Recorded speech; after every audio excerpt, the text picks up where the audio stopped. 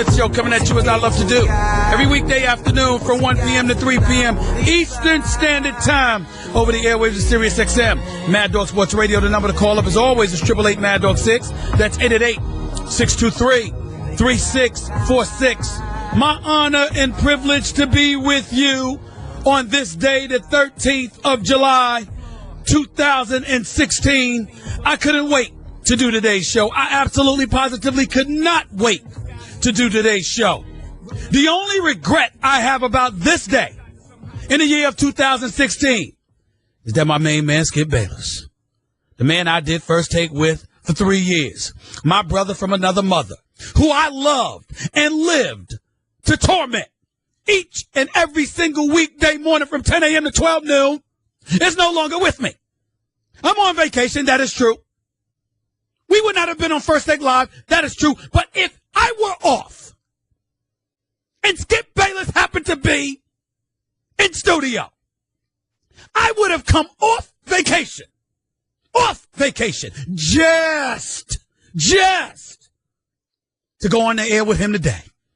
Because I don't know if y'all have heard the news, but you know I heard the news. And this is I don't want to say it's a beautiful day because I'm not necessarily rooting against Tom Brady per se, but damn it, I don't mind being right. Because we all know, y'all know how to chronicle when I'm wrong. Did you hear the news? Or a better question, didn't I tell you? Didn't I tell you? Did you hear the news? Second Circuit Court of Appeals ruled in favor of Roger Goodell and the National Football League, electing to uphold the 4-game suspension handed down against Tom Brady. Tom Brady, in his quest to overturn that conviction, for lack of a better word, decides that a 3-judge panel voting 2-1 in favor of upholding the commissioner's decision months ago could be usurped if indeed he petitioned the courts to let all 13 judges rehear the case in hopes to overrule the initial ruling handed down by the 3-judge panel. Not only did they say no, not only did they say we're not going to rule against that decision, they said we're not even interested in hearing it. Do you understand that? That's what they said. They said we're not even interested in hearing it. Do you know why that is, ladies and gentlemen? Because as I've told you before, as I've told you on many occasions, Tom Brady brought all of this on himself. Didn't I tell you? Did I not tell you? Ladies and gentlemen, as we sit here today, let me be the first to tell you right now,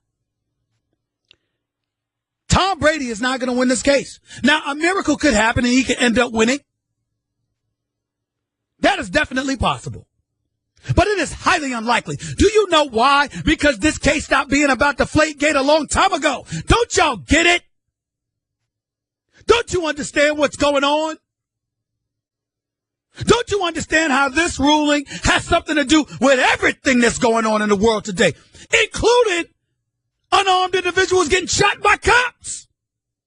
Now you're saying to yourself, where the hell is Stephen A. coming up with this? Where's he getting it from? Let's listen. I'll get to it in a second. First things first, it's Tom Brady.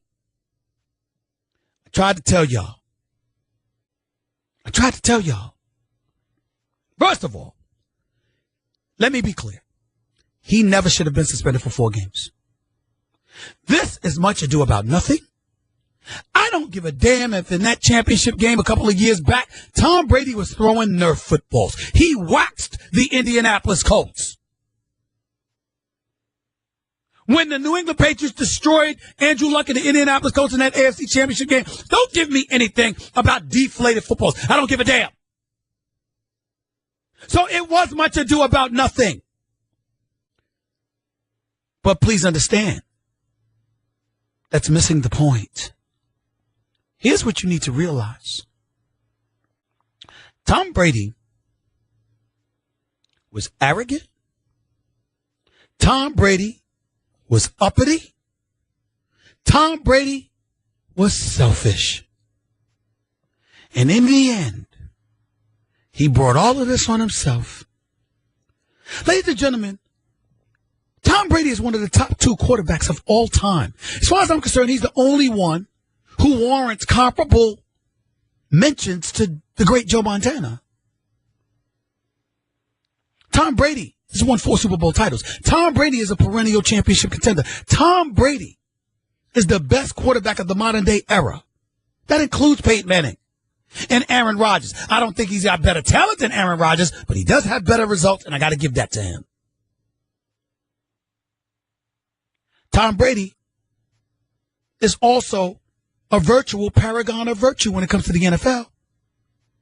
Got the supermodel wife, rocked the Tom Ford suits and blazers, got the model looks, get all types of money. The brother's big time. You're basically the face of the NFL. When all of this goes down, you can't go up to Commissioner Roger Goodell and say, my man, can we get together? Let me and Giselle take you and the wife out for dinner. Can we have a conversation? And when you do that, you go out with Roger Goodell and you say, I like the footballs deflated to the lowest legal limit possible. I didn't know it went below the legal limit. I apologize, sir. This was not my intent. Can you help me? I guarantee you, Roger Goodell would have given him no more than a 2-game suspension, and he would have called it a day. But because the Patriot way is to be insulated and to keep quiet. But because the Patriot way is about the Patriot way. But because Tom Brady thought he was above the fray. Text messages omitted. Conversations with the deflator. Cell phones disappearing. And fighting with the commissioner, knowing you don't have that kind of power. There's no collective bargaining agreement stipulating you're allowed to have that power. What do? You fight and you fight and you fight. You go to the courts and you make sure women see you walking out of there with that blue suit on. Had a woman in my life at the time drooling over you. You sit up there and then you turn around and you don't get the verdict that you want, or you do, but ultimately that gets overturned. So then you try again, and then ultimately it goes to the Second Circuit Court of Appeals. And what happens? They rule against you. You go and you hire Ted Olson, who's had about 75 of his cases heard by the Supreme Court, thinking that was going to get you over. Now this doesn't work, and so I guess you'll go to the Supreme Court. You won't let it go, will you, Tom? Will you? Because you're Tom Brady. Meanwhile, Players Association spending over $7 million of the players' money to help you out. On top of the money you and Giselle are spending on your own, in your own defense. You got people like Skip Bayless out there talking about you are innocent and you are being railroaded and you're the total victim in all of this, even though you're the quarterback, even though you're the one that gets the ball snapped to you, even though you're the one that hands the ball off to the running back, even though you're the one that throws it to Gronkowski or Edelman or Amendola or LaFell before he left. Nobody touches the football more than you. But you had nothing to do with it. Did you, Tom? Did you? No, never that. Never you. Of course, never that. You'd never do something like that. Not you. Not Tom Brady. No.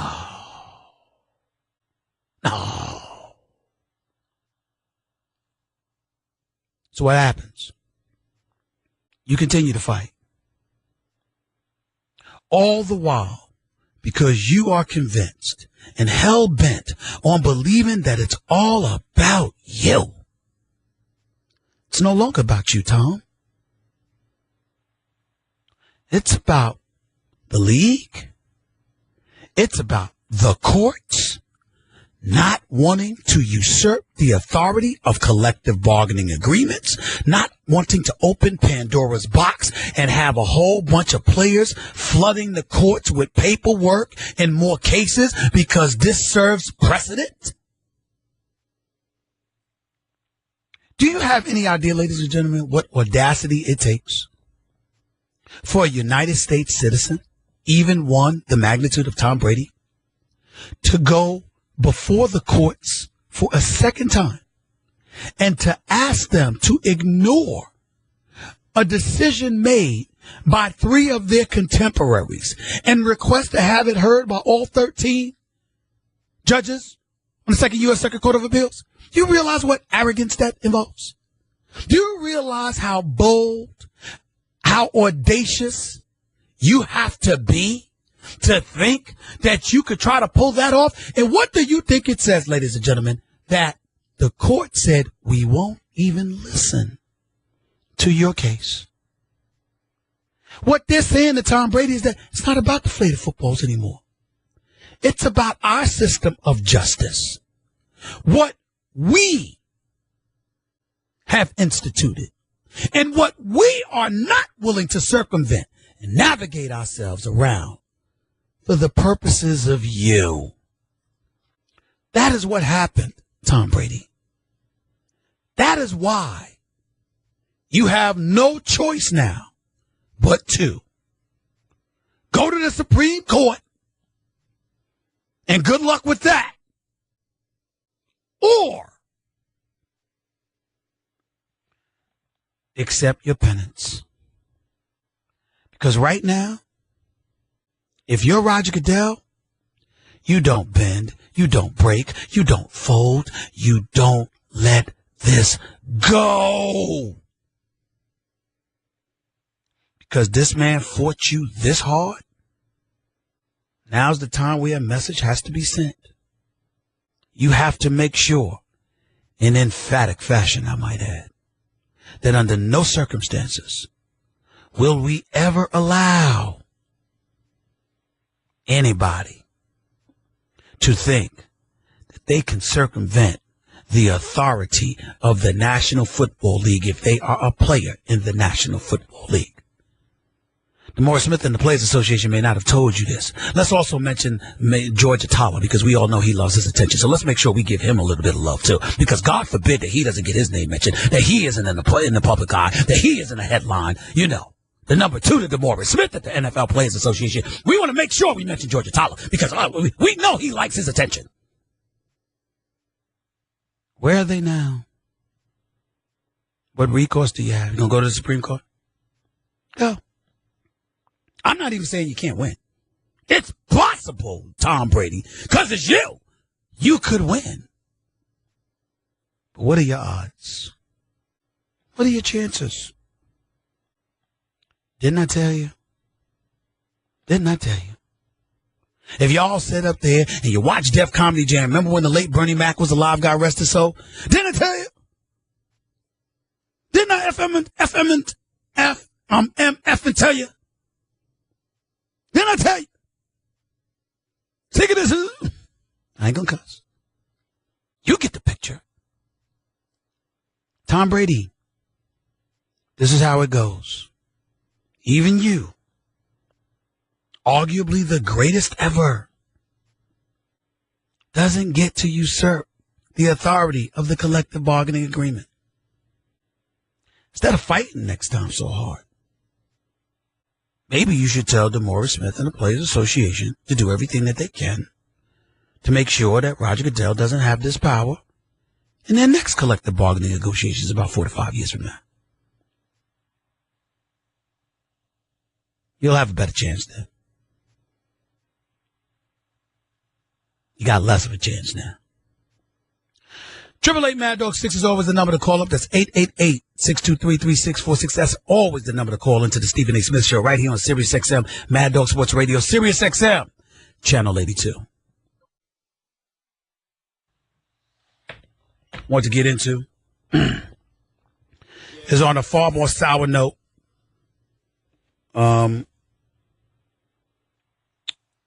case you haven't noticed it, I mean, obviously I do a show here on Mad Dog Sports Radio, Sirius XM. But I'm also an employee for the worldwide leader, ESPN. Tonight is the night of the ESPYs. And on this night, we celebrate a lot of great individuals and the great stories in sports. But we also take time, to honor those and their sacrifices, both alive and posthumously.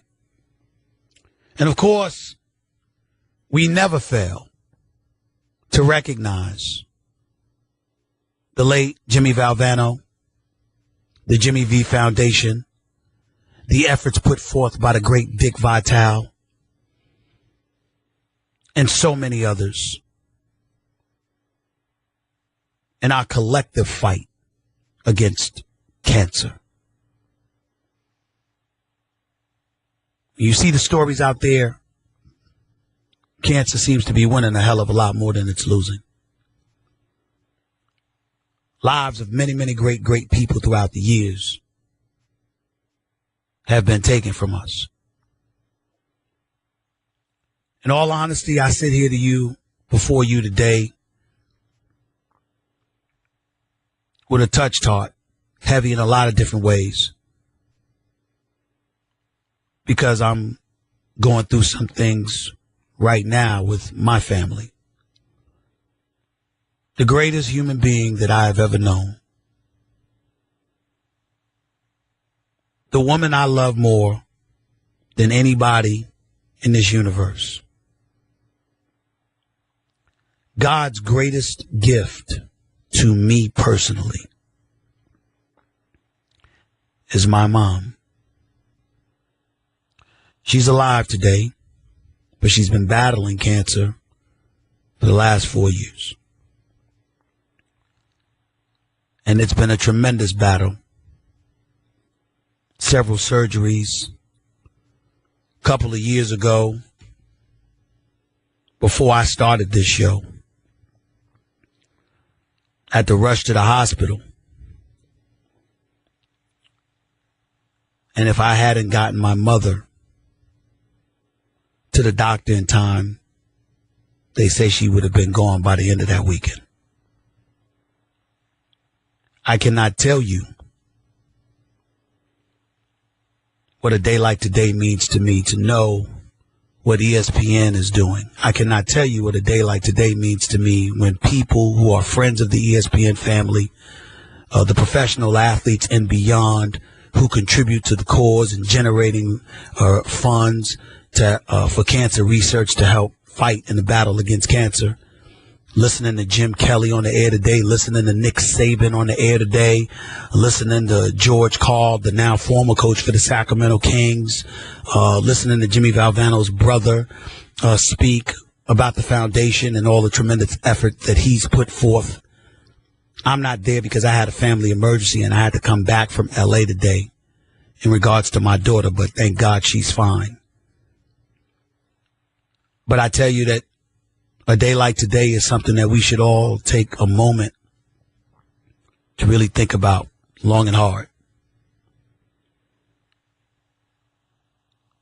Practically all of us. I don't know of any human being alive that doesn't or hasn't had somebody in their life affected by cancer, if not themselves. Cancer doesn't discriminate, and it's merciless. It gets at everybody it can. Age, race, color, creed don't matter. And if there was ever a cause that all of us could come together for, it's that. So when you watch the ESPYs tonight on ABC and you see somebody like TNT's Craig Sager being honored for the fight that he has shown, remember that. Remember how much it's going to mean to him. Remember how much it's going to mean to cancer battlers and cancer survivors everywhere, and for those who had loved ones who succumbed to cancer. And if it touches your heart, it's okay. Because in moments like that, you're truly not alone. You're truly with everyone. And we're all of the same family, the human race. Nobody that I can think of outside of Jimmy Valvano in my lifetime has spoken as eloquently about that as Stuart Scott did.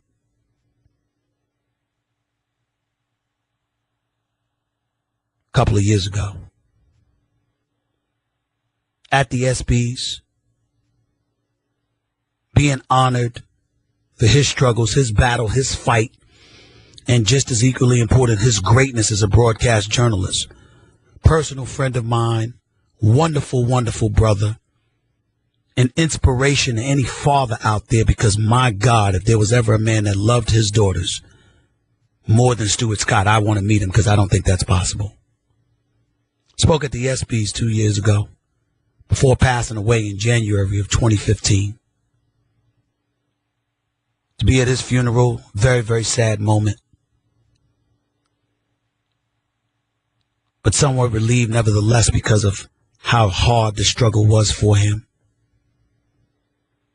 But he spoke at the ESPYs a couple of years ago and touched our lives in ways that very few people are capable of. And I wanted to play some of that for my listeners right now.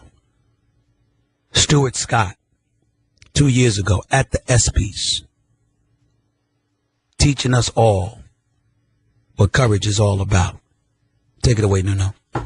You know, tomorrow all my boys are going to be like, yo, man, I saw you at the ESPYs with Peyton Manning, Money Mayweather, and KD. I'm going to be like, yeah, whatever.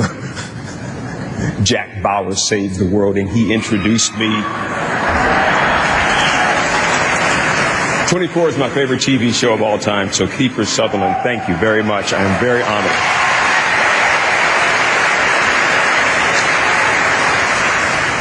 Every day I am reminded that our life's journey is really about the people who touch us.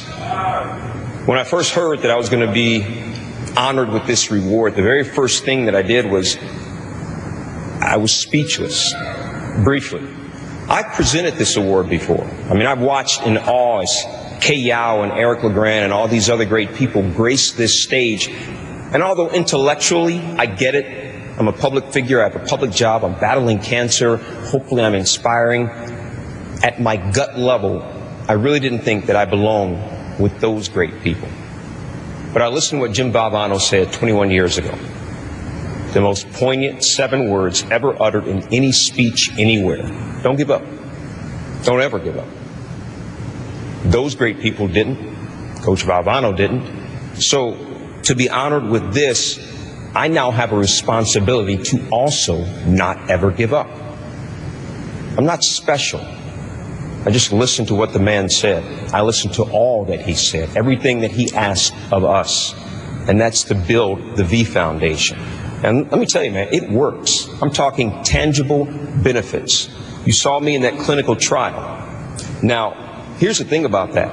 Coach Valvano's words 21 years ago, helping me and thousands of people like me right now, direct benefits. That's why all of this, why we're here tonight, that's why it's so important. I also realized something else recently. You heard me kind of allude to it in the piece. I said, I'm not losing. I'm still here. I'm fighting. I'm not losing. But I got to amend that. When you die, that does not mean that you lose to cancer.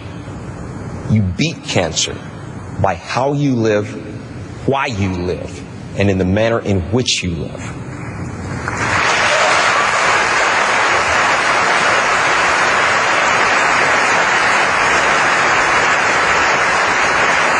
So live, fight like hell. And when you get too tired to fight, then lay down and rest and let somebody else fight for you. That's also very, very important. I can't do this don't give up thing all by myself. I got thousands of people on Twitter and on the streets who encourage me. I got these amazingly wonderful people at ESPN. I got corporate executives, my bosses, this is true, who will text message me. And they'll say, hey, heard you had chemotherapy today. You want me to stop by on the way home from work and pick you up something to eat and bring it to you? Seriously? Who does that? Whose boss does that? My bosses do that. But even with all that, the fight is still much more difficult than I even realized. What you didn't see in the piece is what's gone on probably the last 10 days. I just got out of the hospital this past Friday. 7-day stay. Man, I crashed. I had liver complications. I had kidney failure. I had 4 surgeries in a span of 7 days. I had tubes and wires running in and out of every part of my body. And guys, when I say every part of my body, every part of my body. As of Sunday, I didn't even know if I'd make it here. I couldn't fight.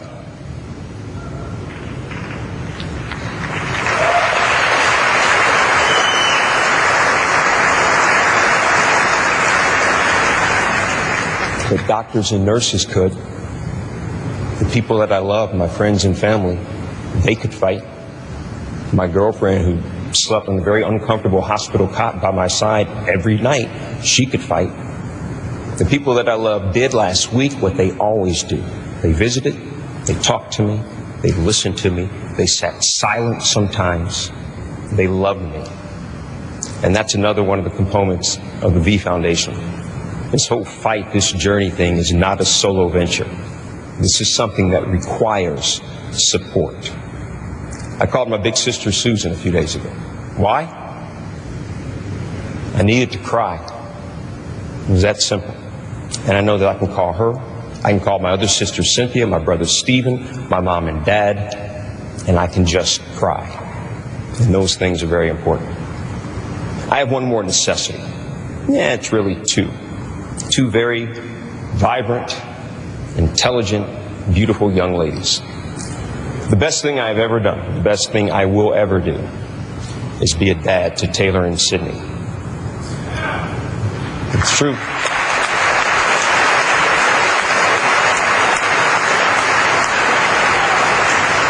I can't ever give up because I can't leave my daughters. Yes, sometimes I embarrass them. Sometimes they think I'm a tyrant. That's a direct quote. There is an adjective that describes tyrant too, but I'm not going to go there. But Taylor and Sydney, I love you guys more than I will ever be able to express. You two are my heartbeat. I am standing on this stage here tonight because of you.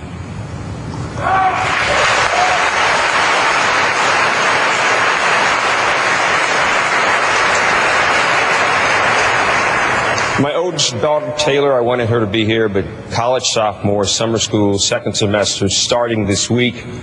Baby girl, I love you, but you go do you. You go do that. My littlest angel is here, my 14-year-old. Sydney, come up here and give Dad a hug because I need one.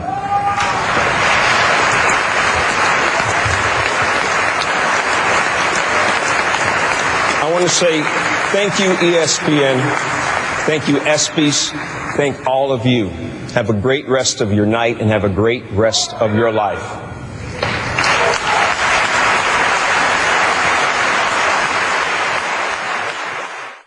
This is always the number to call up. That's 888-623-3646. Watch some of the Major League Baseball All-Star game last night. Beautiful, beautiful ovation for David Ortiz. His 10th and final All-Star game. It's in the books. Nice send-off for David Ortiz, Big Papi. I got a lot of love for him, which is saying a lot coming from me because I'm a diehard Yankee fan. But I've always loved me some Big Papi David Ortiz. So it's good to see him get the kind of send-off that he got. 888 Mad Dog 6 is always the number to call up. That's 888-623-3646. Let's go to the phones. Let's go to Marcus in Georgia. You're live with Stephen A. What's up, Marcus? Hey, Stephen A. First of all, congratulations to Max Kellerman for doing First Take with you on July 25th. Max Kellerman. Yes, sir. Thank you. I'm looking forward to it. I think he's going to do a great job. I do, too. And second of all, you're right. You're right all along about it. I had no doubt about it. I'm just got tired of people saying, keep fighting City Hall or keep fighting the Supreme Court. I mean, 4 games is not going to kill you if you're Tom Brady. Because the rest of the division, I don't know what's going to go on. Listen, down there. Nobody wants to hold him accountable, Marcus. The fact of the matter is that You're right. Tom Brady is the cause of this. Now, Roger Goodell was excessive. He mishandled the whole thing. Totally agree with that. And based on the offense itself, does Tom Brady deserve a 4-game suspension? No, he does not. But Tom Brady could have communicated with Roger Goodell. He didn't have to get rid of his cell phone. He didn't have to come across in any way that the NFL would deem uncooperative. And because he did that, he brought it on himself. He brought it on himself. He did. And that's the bottom line. Appreciate the call, man. Let's go to Steve in Colorado. You're live with Stephen A. I'm Mad Dog. What's going on, man? You know, first I'd like to just say one thing. Hold on, wait a minute. There's a lot of wind. It's a lot of wind in your background. You got your windows down? If you do, roll your windows up. I can't hear you clearly. I got you. I'm walking in the streets, but I want to send my heartfelt to your mom. Thank you, Steve. I don't know the woman, but I truly do, and I know I lost somebody that was very, very dear to me. So I know you're right. The chance of knows no bounds, no skin color, no, financial group, no whatever. Thank you, Steve. I just, my heart, and when listening to Stuart Scott, I didn't even know if I wanted to stay on the phone because it seemed so menial. Any of the Tom Brady stuff, and I know you got to do a show, but I was so moved. It moved me to tears. To when you listen to Balbano and you listen to courage of a man that knows he's looking at death. I mean, he's looking at death. We can put all of that, all the other nonsense aside. Very few. I mean, we're all going to get there, but very few in that public arena to be able to make those, and think about it the way he did. So I'm very touched by it, and thank you for sharing it with it again. No problem. My original question to you, or what I was going to say, is maybe Tom in his, fantasies thinks that, he's a loyal Trump man, I'm told. Maybe he thinks if Trump gets in as the president, he can appoint a couple of Supreme Court justices, and if he hangs in there long enough, get his 4-game suspension overturned, which is what a set of balls. I don't think that that's something, because that's so far. First of all, you'd have to hope Trump's going to get in there. And now you're hearing about Trump refusing to talk to the NAACP, essentially, where you think about the comments of illegal immigrants, the comments about Muslims, to the NAACP and his unwillingness to go there. It almost seems like the only support that he's willing to pursue is white support. Now, I'm not saying that that's his intent. I'm saying that's how it's coming across. And that's going to really, really put him behind the 8 ball in terms of garnering the support that he aspires to achieve. Nevertheless, it's real risky that he's going to win this election. He could, because Hillary ain't flawless by any stretch. He could, but it's such a toss-up. I'm pretty certain that that's not what Tom Brady's thinking about here. He just believes he's innocent, and he's trying to come across to fight it tooth and nail. But how could you think you're innocent when you're the quarterback? You touch the football, you throw the football, you hand off the football, and the footballs will be deflated primarily because of you. Yeah, running backs would benefit from it because they wouldn't fumble. Receivers would benefit from it because it's easier to catch. But nobody benefits from deflated footballs more than Tom Brady. And so to act like you have nothing to do with this and that you are 100% unequivocally innocent, it's just the height of arrogance, man. It really, really is. If I just ended on this. This last week, I sat by, I'm in my late 60s, and I watched on video 2 people get murdered. And I'm not even talking about Dallas. So, and you're the only one with the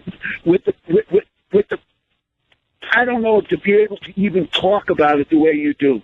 So I marvel at what that part of your journalistic cachet is. I swear to God, there are times I love you to death. There's a time that I could fight with you all day long. But you're the man, as far because you touch on things that other people won't touch with a 10-foot pole. And when you say about, I've lost my compass on what's real. I've lost my compass on what the people But Steve, let me give you some advice here because I got to get to my next caller. But I want you to hear me and hear me on this good, Steve. You know where our compass is? With each other. Why do we have to depend on them to define what our compass is? As long as your compass and my compass, the viewing, listening, paying customer. As long as our compass maintains a level of consistency and cohesiveness, they will have to capitulate to us.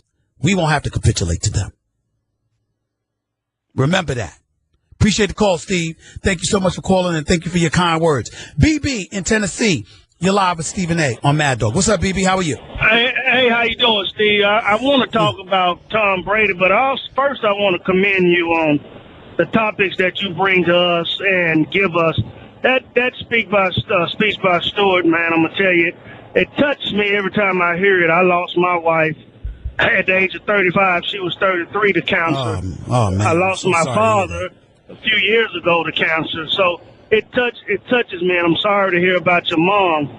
She's battling, though. She's battling, though, BB. She's battling, and with your prayers, my prayers, and the prayers of my listeners, I'm confident that she's going to continue to fight, man. My mother is the greatest woman I've ever known. So it's been I've been dealing with it for years and years and years. It's really tough, but she told me to go ahead and speak about it if that's what's in my heart, to let it out. That's why I shared it with y'all today. Well, man, look, you hold on and hold the people that's close to you tight. If you're tight with them, hold them a little tighter, and that'll help you get through a lot of this. Thank you. As far as Tom Brady, man, he brought this on himself. I mean, he was so arrogant. I think what happened with Goodell was the fact that the Patriots had been through so much stuff. And I believe to some extent the league covered for them on a lot of issues. But you get to doing so much stuff and just throwing it in the commissioner's face that Roger Goodell had to act, and he had to stand his ground, and he couldn't give in to Tom Brady. And I agree with you. But he's just arrogant. But BB, for me, the reason why I bring up the word arrogant, there's no way you couldn't have picked up the phone, asked to meet with Roger Goodell, and hashed out something less than a 2-game suspension. But his whole thing is, I'm not taking anything, and that's why I think he's going to pay the price. He's going to pay for it, and I agree with you wholeheartedly. Stay strong, brother. Thank you, my man. Appreciate you. 888 Mad Dog 6 is the number to call up. It's 888-623-3646. More of your phone calls before Darren Woodson comes on at the top of hour number 2. And legal analyst Roger Cossack comes on to talk to us about Tom Brady at about 2:30. Stick around. It's Stephen A. on Mad Dog. Morning Men with Evan and Bad Chick. I was in Vegas. You went to Vegas for what? Bachelor party, strip club, Celine Dion? No, the NBA Summer League. All of you. Saw 7 games on Saturday. That sounds horrible. Did you see Ben Simmons play? I did. Did you see Ingram play? I did. How about Thong Maker? Saw him. He was good. Did you see any thongs? I don't understand. People walk around like naked. I've never seen anything. Past hour number 1 back here on the Stephen A. Smith Show, Sirius XM Mad Dog Sports Radio. I usually don't give one particular caller carte blanche. But if there was ever a caller that deserved complete carte blanche, that deserved the opportunity to be put ahead to the head of the line above anybody else on the subject of Deflategate, it is my next caller. He's a friend of the show, a great, great, great friend of the show. More knowledgeable on the subject of Deflategate and the New England Patriots, not to mention a bevy of other things, as any caller who's ever called any show I have ever had. I am talking about Mr. Carlton in Massachusetts. I knew I would hear from you today, my brother. I know you are feeling good. Talk to me. The floor is yours. Before we get into Deflategate, Stuart Scott was right. You got to just keep on fighting. I lost both my parents to cancer. My father less than 4 weeks ago. I didn't know that. My heart goes out to you, Carlton. I'm very sorry to hear that, man. And so if your mom has difficulty fighting, you got to rally the troops, and you and all of our other loved ones fight for as long as you can for her. And that's our only alternative, know? And that's what you would want for your kids, and she would want for her kids, and her parents would want for her, and you just got to keep fighting. That's. Thank you for those words, man. I appreciate it. Yeah. Now, as far as Deflategate goes, the reason Tom Brady is in the fix he's in is when Wells requested to see the text messages on his phone after they discovered Yastrzemski's deflator texts, which were forensically recovered by Renaissance Associates. A lot of them had been deleted, but they were able to image his phone and forensically recover them. Brady refused to show Wells his phone. Not turn over his phone, but even show the messages. And one of the reasons he refused is because he had destroyed it earlier that day, as you broke that story early on. But then he also neglected to tell Wells for over 90 days, for over 3 months, or Goodell, that he had destroyed the phone, because the maximum number of days that any cell phone carrier in the United States hangs on to records of text messages is 90 days, and he and his lawyers knew that. So Tom decided to cover for Bill, and now Tom is in the fix that he's in. And we're going to see if that ire eventually builds when Brady's sitting on his couch the first 4 games of this fall season watching Jimmy Garoppolo quarterback the New England Patriots. And we know how difficult that's been for him to even allow a quarterback in a fourth quarter that the Patriots are blowing out another team to come onto the field. He is an unbelievably competitive individual, Brady is, and it is just going to eat on him this fall. And that's in addition to the fact that his coach has now destroyed his national reputation in the eyes of a lot of sports fans. I heard guys on ESPN's First Take today, the guys that were filling in for you, talking about, Brady being a cheater in the minds of, a lot of non-Patriots fans around the league, and he can never fix that, unfortunately. And that's, unfortunately, what happens sometimes when you get involved in people that ain't gonna play by the rules. I got you. Carlton, I appreciate you, man. No doubt. And you know what? This is the last. Real quick, Carlton, really quick last question to you. You think Brady's taking this to the Supreme Court? And if so, do you think he's going to win? They may try, but it's Ginsburg who is assigned to the Second Court of Appeals, Justice Ginsburg, and I guess she would be the only one that could grant the stay. This is the Supreme Court justice that has just suggested that, Donald Trump is a mockery and a faker, and, it's a joke that he's running. I cannot see her turning the Supreme Court into the Brady clown show by granting him a stay on this. So I gotta believe that this is over here and Brady's gonna serve. Now, that doesn't mean the NFLPA and Brady's lawyers won't appeal, but I can't see there being more than an infinitesimally small chance. You think Brady should have dropped this? Yeah, of course he should have, but I also understand that, because as you know, I am a big believer that Tom didn't want this, he didn't authorize this, he knew about it, he benefited more than anybody other than his coach about this. Because, Spygate and Deflategate, he is the number one beneficiary beyond Bill Belichick for all of those things. He's the only Patriot still around, that experienced all of those things. And so I can understand Tom. He does not want to be known as a cheater. I don't think inherently he is. But he messed up here. But he messed up here. I think his coach sucked him down, and he didn't come clean when he had the opportunity to come clean. Carlton, appreciate you, buddy. Thanks a lot for the call. I knew you were calling. I was waiting for you. Thanks a lot, buddy. Keep fighting, my friend. Absolutely. Thank you, buddy. Always appreciate you. 888 Mad Dog 6 is the number. Call us 888-623-3646. How much more time we have in this segment, Nuno? Okay. Let's go to Bill in PA. You're live with Stephen A. on Mad Dog. What's up, Bill? Bill, are you there? Bill? Bill's not there. Let's go to Leon in New York. You're live with Stephen A. on Mad Dog. What's up, Leon? Hey, Stephen A. How are you, buddy? I'm great. Thank you. Works out with your mom, and thank you. Never underestimate the power of prayer. Thank you, buddy. Hey, let's talk a little bit here. You mentioned Big Papi, or as I know him as Big Cheater, much like Brady himself. When's Big Papi going to come clean on some of the problems? Why does he have to? Why does he have to? He's never tested. Has he ever tested positive? Has he ever been caught? Has he ever been suspended? Well, there's sources out there that say he was on the list. I feel you on that, but he was never revealed. It was never exposed. Alex Rodriguez and others, they got exposed for being on a list, not necessarily Big Papi. He denied it categorically and has never been suspended. So why should he be acknowledged as a cheater? You can't tell me that back in those days, him and Manny were doing that stuff like they were milkshakes. You know that. I get where you're coming from. I get where you're coming from in terms of your belief, Leon. What I'm saying to you is this. No one's ever caught him, really. He's never been suspended, never been penalized at all. So why should most people definitively look at him as a cheater? Because he's on that list that came out. He was on that list. Yeah, but a lot of people emphatically denied it, and the MLB never stepped up and convicted them in the court of public opinion. And there's been no other test to convict them. So the innuendo is okay for McGuire and Barry Bonds, but not for him? Well, McGuire is a far, far different individual because, first of all... But it's still based on innuendo. Yeah, but he ultimately confirmed it. Clemens. But time out. He ultimately confirmed it. Let me ask you a question. I'm just playing devil's advocate because I'm not saying you're wrong, Leon. I'm not saying you're wrong. I don't agree with that, but I'm not saying you're wrong because I can't prove that.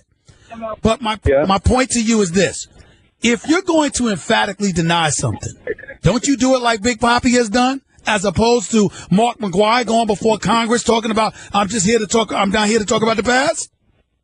Yeah, but Big, why does he get so uptight every time he's even questioned on that? Because he swears he's innocent. He swears he's innocent. I don't think the proof's there, and he'll never get in until he comes clean. I got you. I appreciate the call, Leon. Thank you so much. 888-MAN-DOG 6 is always the number to call up. That's 888-623-3646. Leon's not wrong from the standpoint that Big Papi being on that list, ultimately there are questions that need to be answered, but he answered them. He swore he was innocent. And there's never been any other guilt that's come his way. So what else is there to say? Hour number 2 up next, Darren Woodson. Former Dallas Cowboy. He's a friend, so I'll forgive that. But he'll be on the show. The BR spot. Doug Russo, or whoever's filling in for him on Sirius XM Mad Dog Sports Radio because he was out in San Diego for the Major League Baseball All-Star Game. On the line with us right now, by the way, we got Roger Cossack, legal analyst, coming on with us midway through the hour to talk to us about this whole Brady ordeal. But listen, let me show y'all how special this brother is to me. He's my next guest. He's a Dallas Cowboy, and he's actually allowed to be on my show. I mean, do I need to say anything else? Because obviously, I'm allergic to all things Cowboys outside the cheerleaders. I'm allergic to all things Cowboys. But somehow, some way, this guy hits a soft spot where I got a level of affection and love for him. So I'll allow him to come on the show. I'm talking about the one and only Darren Woodson. What's up, man? Man, I'm doing great. Missing you up here in Bristol.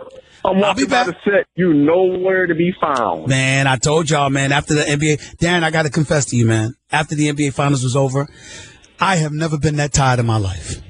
I was exhausted, man. I had all over the place. Hey, I tell you what, was there a better final? Was there, the coverage, the whole. It was unreal. Everything ESPN did about that cover, it was unbelievable. It was unbelievable. My only regret is that Adam Silver suspended Draymond Green for Game 5. Oh, yeah. That was my only regret. I agree. Other than that, it was fine. But look, man, let's get to some football items because we got a lot to talk about here. Tom Brady, the courts wouldn't even hear his appeal, which means that unless he appeals it to the Supreme Court and they take the case, Tom Brady's going to serve a 4-game suspension. Your thoughts? I think not only have I seen this coming, but everyone around the league, and especially Bill Belichick and the New England Patriots, they've seen this coming for the last 2 years. They've known, and they've been preparing Garoppolo, who's the backup quarterback, for this day. And if there's a team, Stephen A., in this league that's better prepared, I like to see. Because this Patriots team and Bill Belichick, they figured it out. They understand it. They're not going to have Tom Brady for the first 4 games, and they're going to have to rely on that top 10 defense, and they're going to have to rely on the short passing game that they always do. And they're an efficient football team, but they're the most prepared football team in the league. I still see this team, even without Tom Brady, I still see this team going 2-2 in the first 4 games. Listen, they played the Cardinals on a away trip the first game of the season, even with Brady. That's a hard win. Right. So that's probably a loss, but they played 3 straight home games after that. And I still think this team can go 2-2 and then bring Brady back for the Cleveland Browns game, and they'll be 3-2. Well, here's my thing. But the bigger question for me is not how the Patriots are going to feel without him, because we know if anybody's going to be prepared, it's going to be Bill Belichick and his crew. My question to you is, when I ask you about your thoughts, Do you feel this is something Tom Brady deserved? Do you feel that he's been screwed over? Do you think he brought this on himself? What are those emotions for you? So it's a little bit of both. I think, Brady did bring it upon himself. Listen, I think everyone says the same thing, and I agree that, after that game with the deflate game, if after that Indianapolis game, he just came out and said, listen, I like my ball a certain way, they deflated him, it's a $25,000 fine, and we move on from there. I just thought the cover-up, the extreme cover-up for the last year or 540-some days, it has just continued to bury him in this situation. So, yeah, part of me says, yes, he deserves it. But as a player, as a former player, and Stephen A., I'll stand on it. I'll stand on this from this point forward. You can't tell me that this has not been a witch hunt by the league. They have wanted to bury Brady and the Patriots organization for the longest time. I understand the part of Darren. I understand the Patriots, but Tom Brady. You think the league wanted to do that to Tom Brady? No, of course they probably didn't want to, but he lied about the situation, and they continued to push forward on this. I think they continuously pushed forward to put him under because he kept on trying to fight back at the same time. So yes, I think if you talk to any player around the league, they're looking at this situation like they're deflated balls. Who doesn't deflate balls? A lot of teams deflate balls, and every quarterback has a situation where they like their ball a certain way. I still think this is a situation where Brady would have told the truth. This has been over with, but the league has really pushed forward on this and wanted to bury him. He's still trying to act like he's telling the truth. They're talking about, he's been talking about from the beginning that if he has to go to the Supreme Court, that he will. That's what he's told some of his confidants. He's acting like he's probably purebred. He's completely innocent in all of this, Darren. As a football player, is it possible that Tom Brady is completely innocent in all of this? Is it even possible? No, he's not innocent in all this. Of course not. He's not innocent. I think he knew the entire time that he deflated the ball. I think that's the deal. He knows for a fact, and we all know for a fact that the balls were deflated and Tom Brady had something to do with it. You cannot tell me he had nothing. Every quarterback in the league touches the balls on Fridays and Saturdays. They know what it feels like. They know exactly what they want it to feel like. He knew exactly what the pressure was going to be as far as that's concerned. But at the same time, this is a minor offense, Stephen A. I mean, if he just tells the truth, this is a minor offense. It's a $25,000 fine. In the end, I just don't. Did he lie? Yes, but at the same time, it's still just a small offense. So it wasn't the crime; it was the cover-up, and then ultimately, so flagrantly challenging the commissioner's authority. Absolutely, and at some point there has to be a neutral arbitrator. If you're throughout the league, this has been the biggest issue for the longest time. Roger Goodell cannot wield this amount of power. He has to find a neutral arbitrator. Just take some of the pressure off himself. Just taking some of it off himself. They have to find a way where there's a neutral arbitrator, and that way it's at least fair on both sides of the ball. Darren Woodson, former Dallas Cowboy, now NFL analyst extraordinaire for ESPN, right here with Stephen A. on Sirius XM Mad Dog Sports Radio. Darren, when you look at the Players Association, I know as a former player, obviously you are a member of that Players Association. Mm-hmm. What do you think about the role they've played in all of this, representing Tom Brady? Not the only ones, of course, because he had his own attorneys, but they spent over $7 million of the players' money. Any issue with that whatsoever? I'm not a former player, so I don't know. I think they should not have done that, but at the same time, it may not have been able to be helped. What is your position on that? I would not have a problem with it because that same guy could be me. It could be, instead of Tom Brady, it could be me. If I'm a player, current player, it could be me that has to deal with or has to battle the NFL and the deep pockets they have. And if I had the same backing that they're giving Tom Brady, I would much appreciate it. So listen, as a player, you have to stay out of the middle of that and just know that the NFLPA, DeMaurice Smith, is pushing everything, all his resources towards trying to get Tom Brady off the hook because that same guy, Tom Brady, could be you one of these days that they're fighting for. So you can't pick and choose. But Brady doesn't deserve, this $7 million of attorney fees, but I do. It just doesn't work that way, man. You have to factor in. the NFL players have to back Tom Brady and the NFLPA in this situation. Darren Woodson, naturally with a ticked-off Tom Brady, one would assume that the New England Patriots are obviously going to be favorites to come out of the AFC. A, do you feel that way? And B, if you don't, whether you do or don't, who's the biggest threat to New England supremacy in the AFC? I mean, I know the Denver Broncos are the Super Bowl champions, but Peyton Manning's not there any longer. What are your thoughts about who the best team is in the AFC other than the New England Patriots? Other than the Patriots, of course, I'm picking the Patriots to go to the Super Bowl this year. But other than the Patriots right now, the reigning Super Bowl champions, it's hard to discredit, who they are. They're still the champs. And until someone beats them or takes them off their throne, then they have to have a team. They're a team that still has a shot. Darren Woodson, they have Mark Sanchez and Paxton Lynch as their quarterbacks. Yeah, they had they had Peyton Manning last year and Osweiler last year, who threw a total of 23, 24 interceptions. They had that defense that came along to play. So whoever the quarterback is on this team, it's still going to be a defensive football team if Von Miller gets signed and he's out there playing. I think that's the big hiccup. Broncos are still in the mix. Kansas City Chiefs, who went 11-5 last year, are a team that's going to be in the mix. You look at the Pittsburgh Steelers, and I think coming into this season, if Martavis Bryant didn't get suspended, that's right, they were my pick to go to the Super Bowl and represent the AFC. But because of that suspension and because of the fact they don't have that deep ball threat on the outside and take the guy who takes that safety out of the box and takes that safety away from Le'Veon Bell, I don't think they're going to be as explosive as they want to be. So they're a team right now. If I was picking teams, I would say the Patriots, Pittsburgh Steelers, maybe the Kansas City Chiefs. That's my top three. Let's transition to the NFC. Talk to me about Kirk Cousins. He's got a $19.95 million franchise tag attached to him. He'll play 1 year if he isn't able to reach a long-term extension, I believe, by this Friday. What does he deserve in your estimation? Is this good to have him under the 1 year tender, or does Kirk Cousins deserve that lengthy long-term deal he's looking for?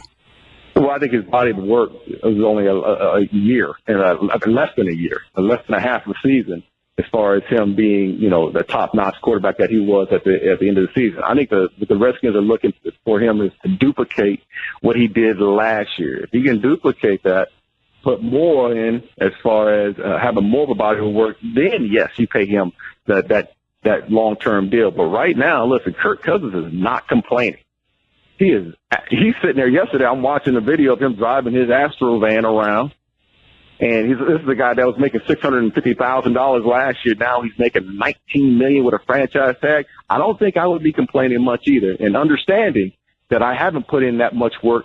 And he's betting on himself, which as a player, as an athlete, as a fan, you got to appreciate the fact that this guy is betting on himself to have another good season. And I'm sure the Redskins fans appreciate that. But, I think this guy right now, if you look at what he did the last 6-7 games last year, he is going to be a very good quarterback for the Washington Redskins. And I think he deserves, at the end of the season, you will see that he deserves to be a high-priced guy in this league. Darren Woodson right here with Stephen A. Sirius XM Mad Dog Sports Radio. Carolina, you expect them to have, even with Kelvin Benjamin coming back, or with Kelvin Benjamin coming back, do you expect them to have an even bigger year, be Super Bowl favorites? Or is your thought process that Green Bay, Arizona, or Seattle, or somebody like that can knock them off the pedestal? Well, I think the best division in football is the NFC West. And the team that comes out of there, whether it be Arizona or Seattle, they're going to have a shot. But Carolina Panthers, if you're looking at the league as a whole in the NFC, I still think they're the best team in the NFC because of their identity. They know who they are. They know they're a team that wants to smash mouth you, run the ball down the field, get it in third and short, let Cam use his legs and his physical abilities to make first downs, and then play with a hard-nosed, I can travel anywhere defense led by Luke Kuechly and Thomas Davis. This team knows who they are, and Ron Rivera's done a good job as far as getting them to understand who they are. And I still think they're the best team in the NFC, and they will represent the NFC this year in the Super Bowl again. In the end, Who's this? Carolina Panthers. I think they win it this year. I think they go back and they win the championship. I'm telling you, with this defense and the way they travel, they will be in the mix this year. And they're playing in a division where they don't have a lot of the Saints aren't a team that's going to challenge them right now. Tampa Bay Buccaneers aren't going to challenge them right now. They're a team that's going to outright win their division and move on into the playoffs and have home field advantage.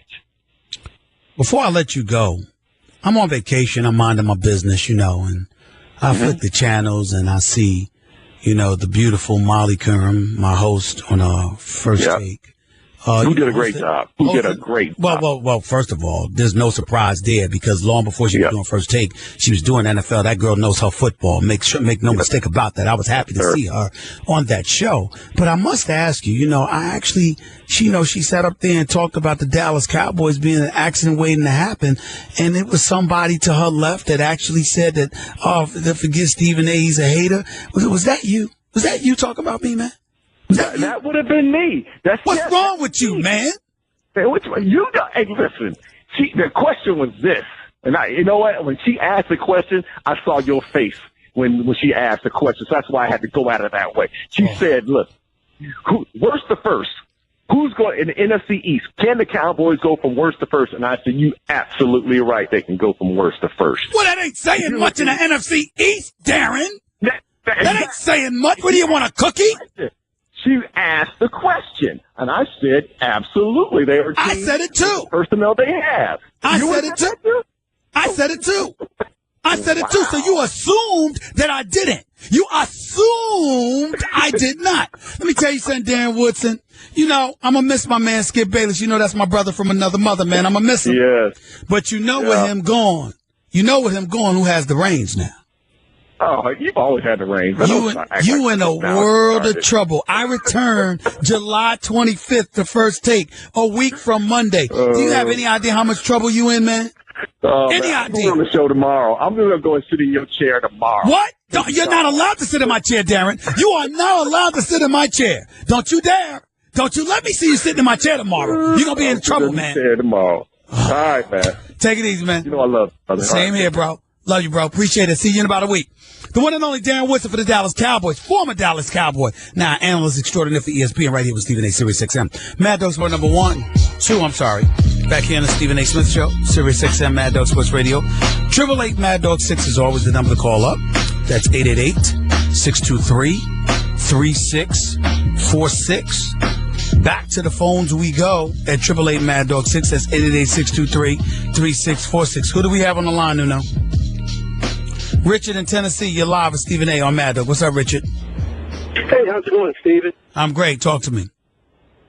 Hey, I think Roger Goodell and the NFL got it right, and I don't personally think it's a personal vendetta that Commissioner Goodell has against the Patriots or Tom Brady, for that matter.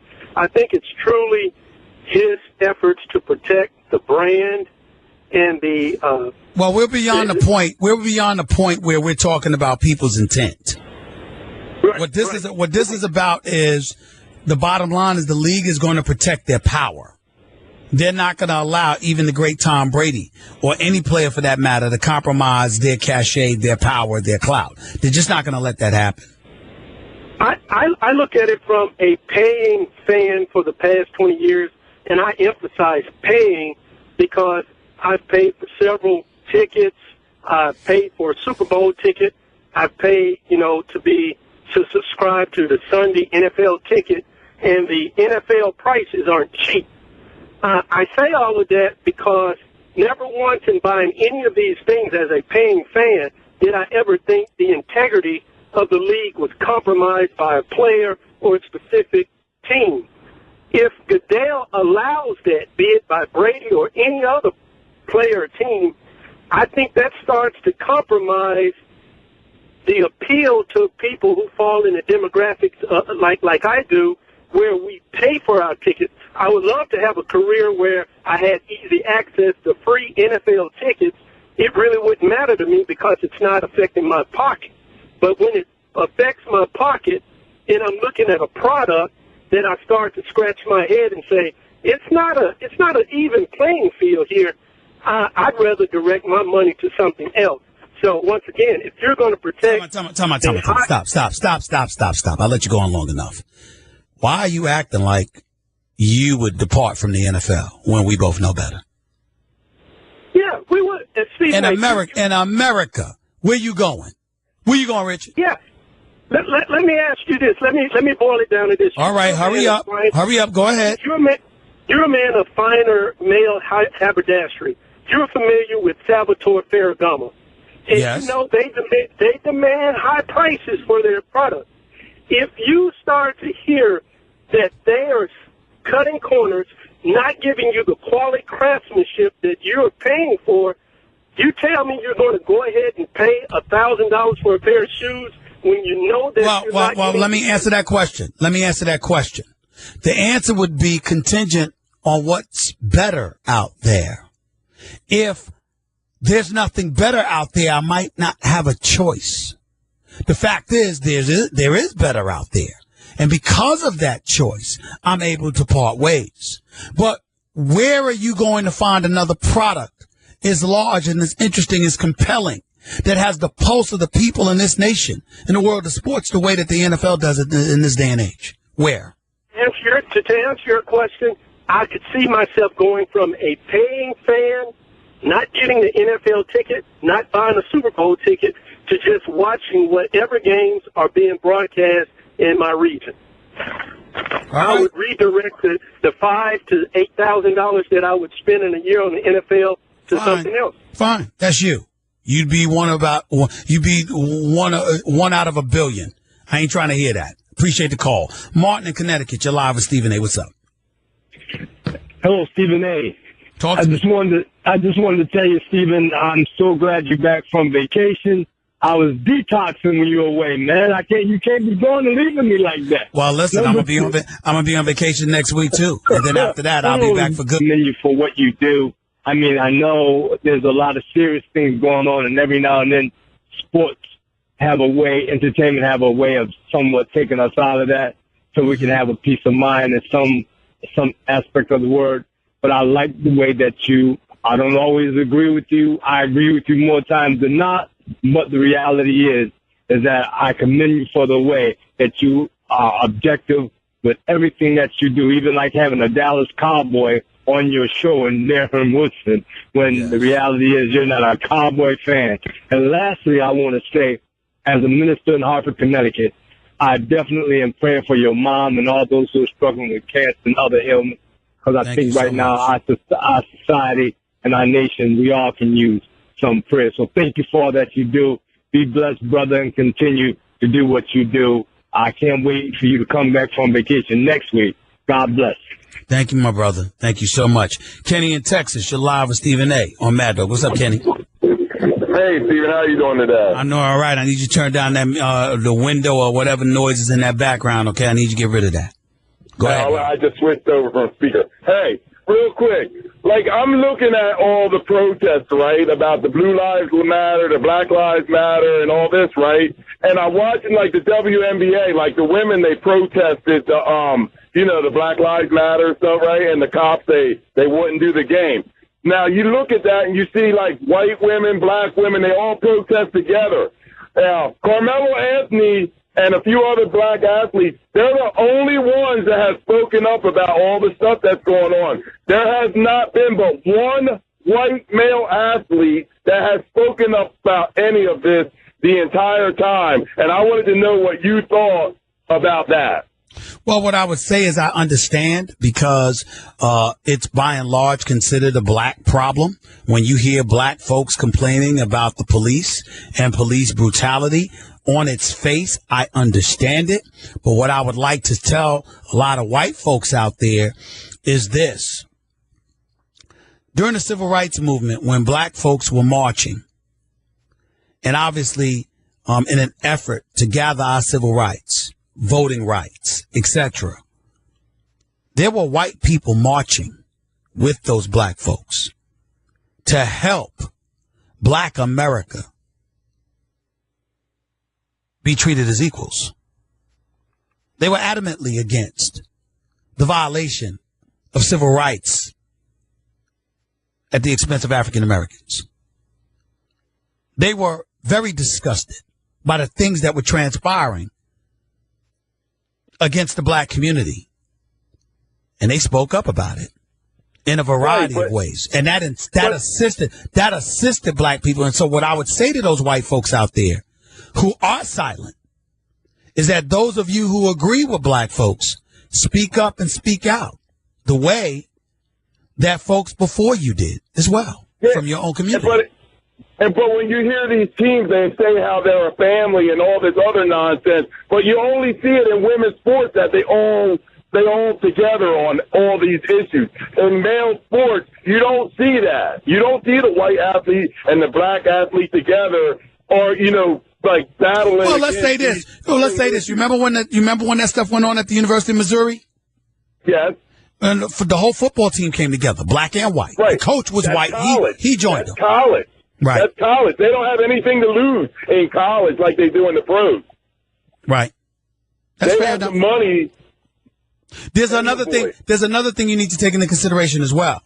A lot of the white stars in the NBA also happen to be European.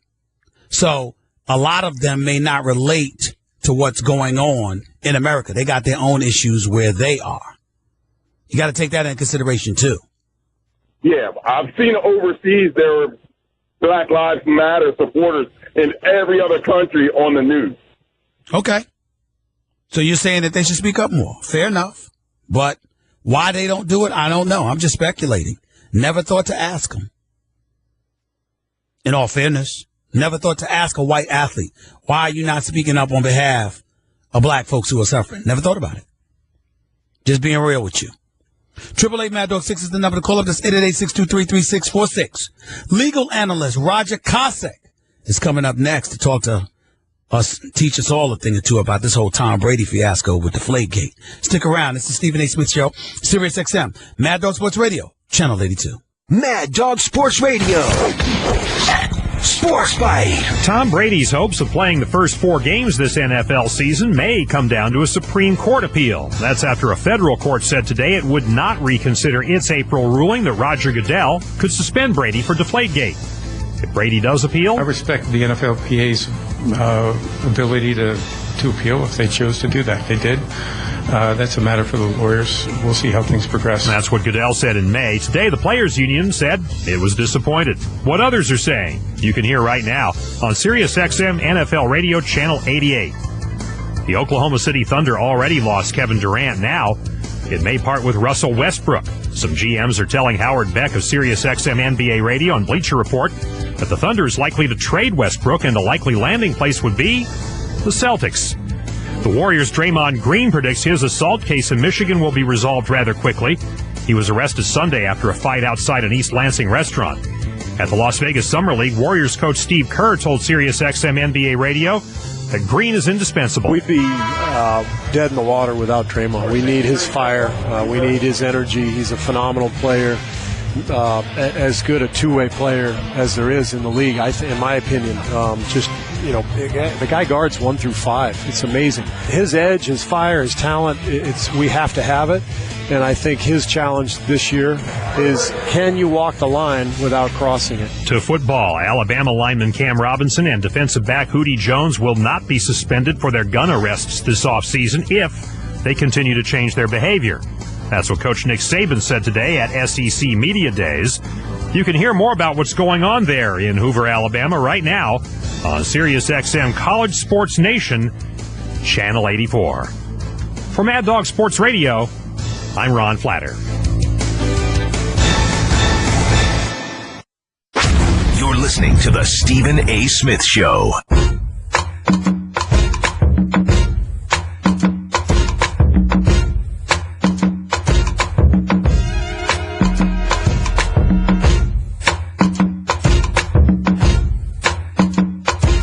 Minutes past hour number 2. Back here on the Stephen A. Smith Show, Sirius XM Mad Dog Sports Radio. As promised, on the line is my next guest. Been a fan of his for years. Does a tremendous job for ESPN as his legal analyst. I think I still owe him a speech I've got to give at Pepperdine or someplace. I'm talking about the great Roger Kosek. He's on the line with us right now, legal analyst for ESPN. Good afternoon, sir. How you doing? How are you, Stephen A.? I'm doing great, man. I'm doing great. I can't complain. Life is good. I cannot complain at all. Let me get right to it. You heard this news about Tom Brady and how the Second Circuit Court of Appeals refused to hear his case. Tell me, when you heard that ruling, when that came down, what jumped to your mind? Well, yeah, what jumped in my mind was, and honest to goodness, Stephen A., I thought, I'm not surprised. I never thought it would even be alive this long. I thought Berman was wrong in his initial decision. I thought the Court of Appeals got it right legally, and I never thought, for once, that the full Court of Appeals, the Second Circuit, would issue an en banc hearing, which in and of itself are long shots under the best of circumstances, that you're going to get the whole court to review your issue. And in this case, I really thought there was no chance. I've always believed that, like it or not, under the facts of this particular situation, that the league had a better argument than the Players Association.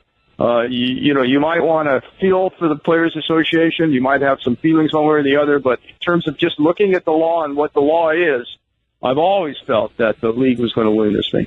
Well, it's interesting that you say that, because I guess the question that I feel compelled to ask is this. When you think about the league and Roger Goodell and them deciding to hammer Tom Brady with a 4-game suspension, at any time did you find that to be something that was excessive and worthy of being challenged?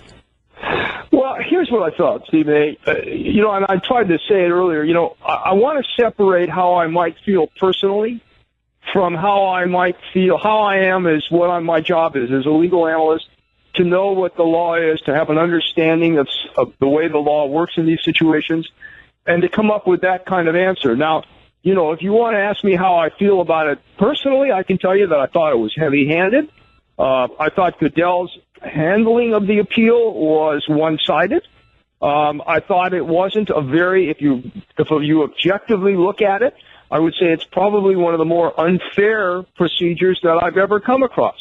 So you might say to me, well, if that's all true, then why do you think that the league should win? And I will tell you that the league should win, in my opinion, because of the collective bargaining agreement in which the Players Association and league entered into an agreement in which the Players Association agreed to allow Goodell to act as the arbitrator, the appeal judge, the guy who gives the sentence, and almost everything else. And, when you give somebody who is the enemy, if you want to call it that, all that power, you shouldn't be surprised when they stick it to you, and that's exactly what happened here. But the law is pretty clear. It's a contract issue, and they agreed to it. Roger Kostek, legal analyst for ESPN, right here with Stephen A. Sirius XM Mad Dog Sports Radio. Roger, that's what I've been saying religiously for months. My mentality was that Tom Brady, to me, is not completely innocent of all of this. You're the quarterback. You touch the footballs more than anybody. I don't want to hear that. But to me, it was still much ado about nothing.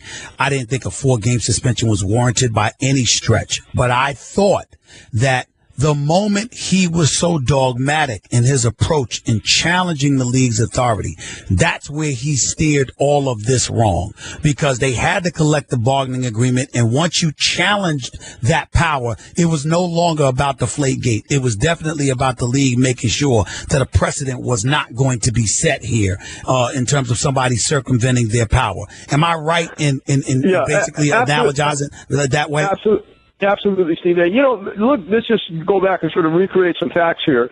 One of the things is, remember when Goodell made his decision, remember they went right to New York and ended up with Judge Berman by lot, because for Judge Berman to confirm what the decision was. Then they ran into Berman, who said, no, I don't think this was very fair, and refused to confirm it. That day, when Judge Berman made his decision, that day, not a week later, not the next day, not a month later, that day, the National Football League filed its appeal.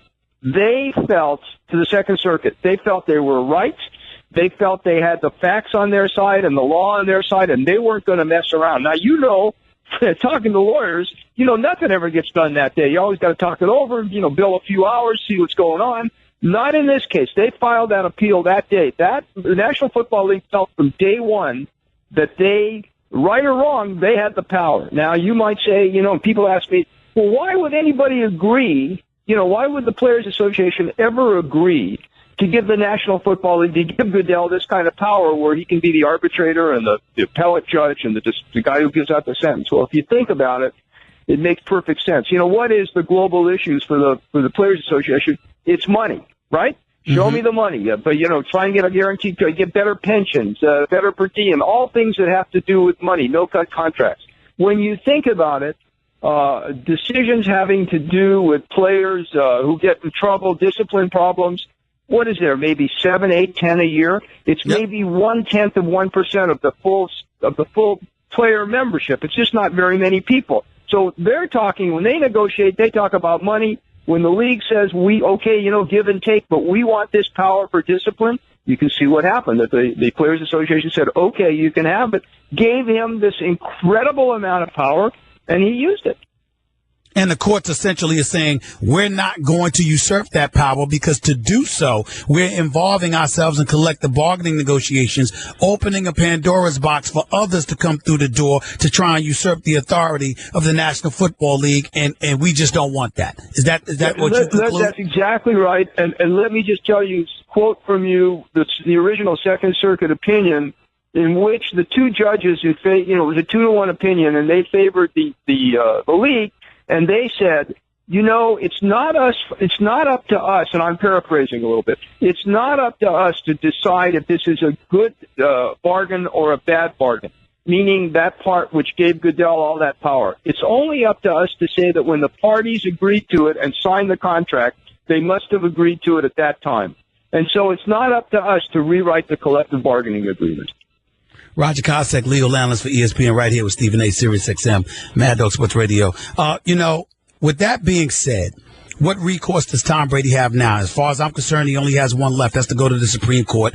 I think that's null and void. I think just like the Second Circuit Court of Appeals decided that 13 judges weren't going to collaborate with one another and usurp the authority of the 3-judge panel's ruling. I think the Supreme Court might look at it in similar fashion. What say you to that? Yeah, I agree. First of all, the Supreme Court is in recess until October, so they're not meeting until October. So to keep Brady on the field, they would have to file an appeal to the Supreme Court, and then hope that Justice Ginsburg, because she's the one that covers that Second Circuit, would issue a stay of the order until the Supreme Court could hear it. And Stephen A., that's just not going to happen. Wow. And why is that not going to happen? Because why? Because the Supreme Court's a little different than all the other courts. They don't have to hear, and they don't hear, if they hear 1/10 of all of the court cases that are, that they're asked to hear, they hear a lot. They only hear cases that have to do with constitutional issues or issues where there's a split of authority in the states where perhaps the Second Circuit said one thing and the Sixth Circuit in a similar case said something else. But they don't have to hear all the other cases, and there's no major issue here. This isn't about a constitutional issue. This is about a contract issue, and I just don't think the Supreme Court. And there's nothing really revolutionary in the decision here. This is collective bargaining law. It's a contract, like it or not. And we agreed early on that I think that Goodell handled this in a very ham-handed method, but he wasn't fair. It's the most unfair procedure I've ever seen, but nevertheless, that's what happened. That's what was agreed to. How much? Now, I've said this, Roger, and maybe this is beyond your purview. I don't know, but I must ask this question because you're a legal analyst extraordinaire.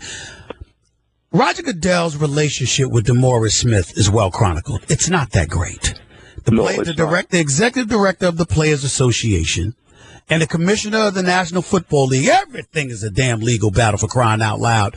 And obviously, and to me, I think that DeMaurice Smith is a very capable mind, whose legal expertise should be respected, but nevertheless should have done a better job, since Roger Goodell is the one with more power. He should have done a better job of ingratiating himself with the commissioner so these kind of things would not become legal issues, because once they do, the court is going to always side in favor of what's in that collective bargaining language. Maybe not always, but in most instances more so than not. Am I wrong in thinking that way? Well, first of all, you're absolutely right when you talk about DeMaurice Smith, who is a incredibly capable leader of the Players Association, and who I had recently had lunch with and talked about some of this stuff. And He is a capable guy. I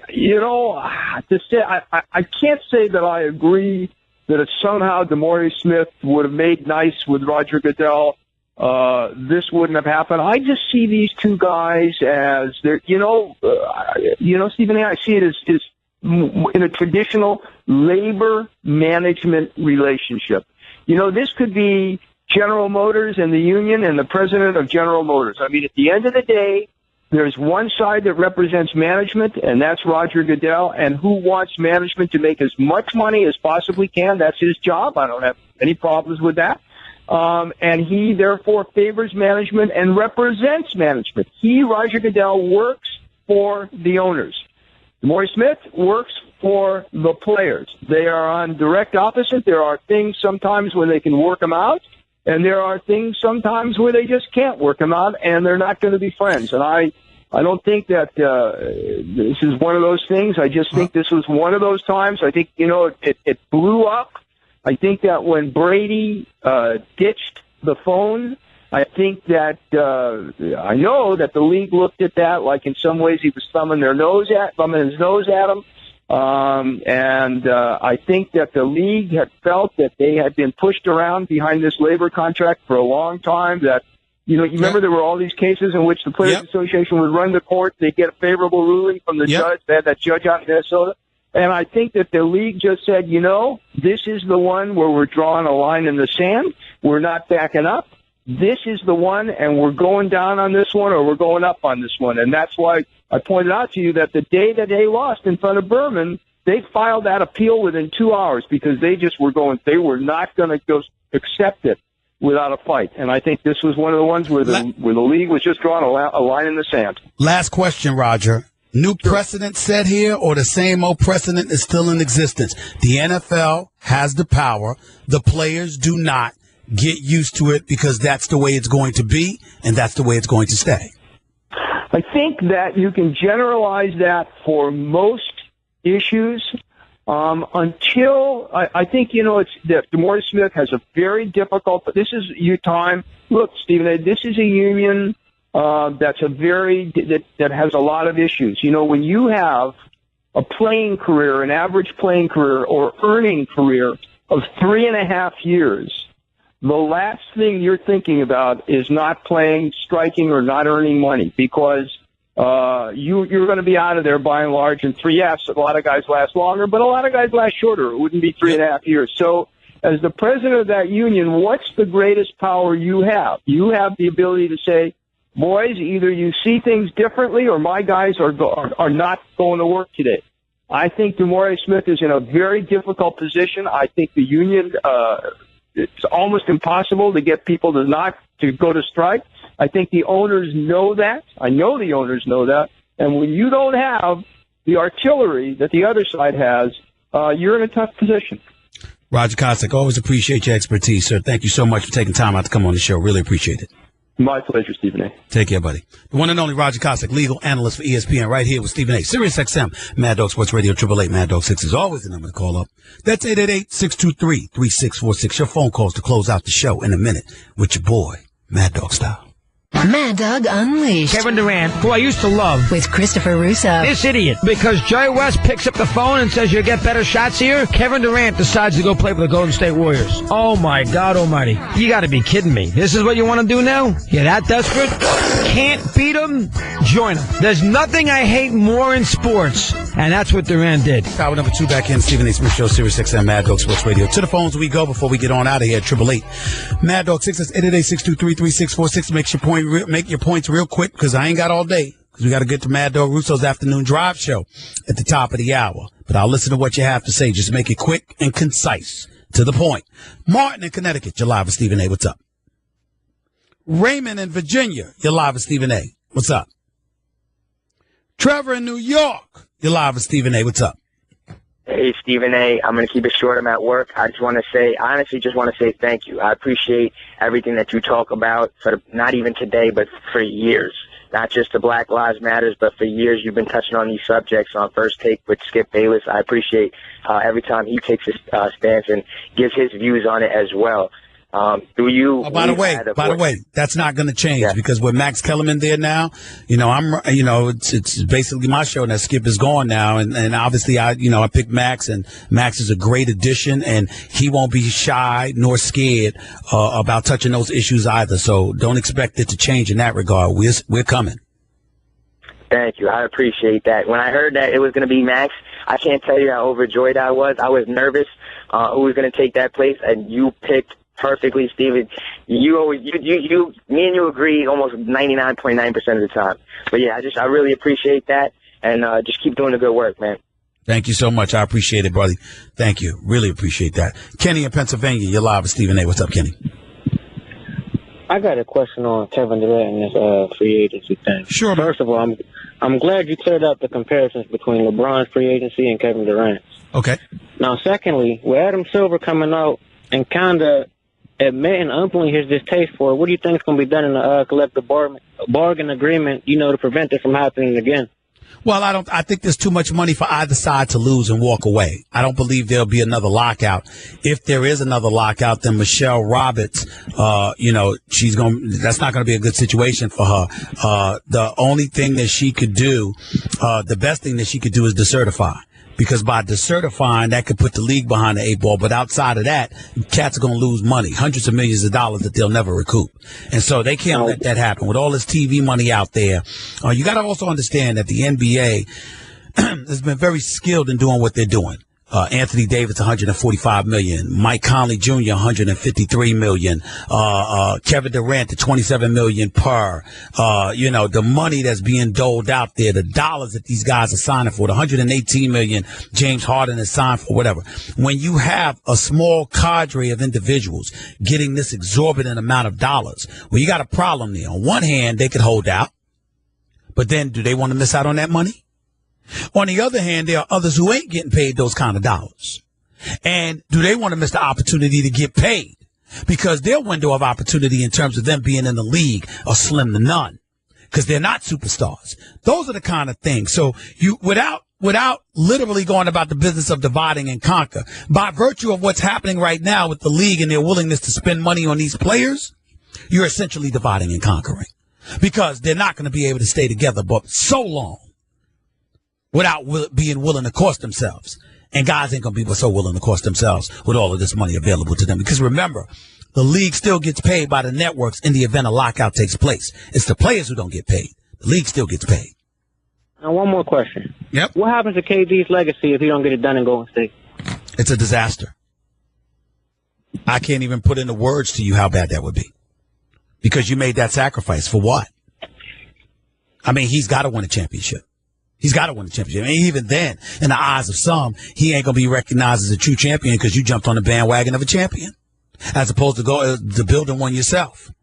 But to others, he may still be a champion because he is one of the top 3 players in the world. He is a legitimate superstar and basically an all-around good guy. He might have his bad moments, but by and large, Kevin Durant is a very good guy. So you're going to have people that are rooting for him too. But if he loses, if he doesn't win the championship in his career in Golden State, that's a disaster for him. An absolute disaster. Can't get no worse. All right, gotta go. Appreciate it. Let's go to Julius in Massachusetts. You're live with Stephen A. Go ahead, man. Stephen A., first of all, let me say my prayers go out to you. Thank you. And for your mom. And second of all, do you think Golden State are going to win the championship? And also, I would love to see you on the panel of Politically Incorrect. If Bill Maher invited me, I would happily come. He's one of my favorites, and that's one of my favorite shows. It's a fabulous, fantastic show, and I think he's a sensational host. Not a good host, not a great host. I think he's a sensational host. So if I was ever, you're talking about Real Time. There used to be Politically Incorrect, but it's Real Time. That's right, Real Time. On HBO. Thank you. I would proudly show up there. I'd be scared to death because I'm not nearly as smart or as qualified as those people, but I would gladly show up. But I'd have to be asked. As far as who's my favorite, Golden State deserves to be the favorite, but they're not a lock to win the championship because defensively they are a liability right now. They will have some problems, and LeBron and Cleveland could exploit that. All right. Thank you. Appreciate it, man. Thank you so much. I got to get on out of here. Mad Dog Russo and his afternoon drive show is up next. I have no doubt he has a lot to say about the festivities that took place in San Diego last night, the Major League Baseball's All-Star game. So his afternoon drive show is coming on next. I don't know if he's on at the top of the 3 o'clock hour or thereafter, but he'll be in the house. He'll be talking about that and many other things as well. Tom Brady, no doubt. I'll holler at y'all 22 hours from now. This is Stephen A. Smith signing off. Until then,